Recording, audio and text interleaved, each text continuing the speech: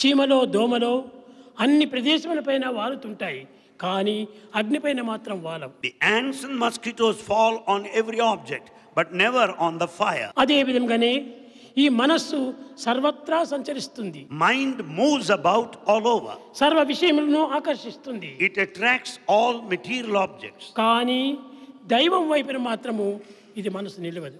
But mind will never be directed towards God. ఏ మనసు దైవం వైపున స్థిరంగా నిల్చునో అట్టి మనసే నిజమైనటువంటి మనసు. You can call it as the true mind if it remains steady in God. కనుక మనస్సును దైవం వైపున నిశ్చలంగా, నిర్మలంగా, నిస్వార్థంగా ఉపయోగపెట్టుకోవటం ప్రధానమైనటువంటి సాధన. The main spiritual path, its objective lies in keeping our mind steady in God, selflessly, pure and unsullied.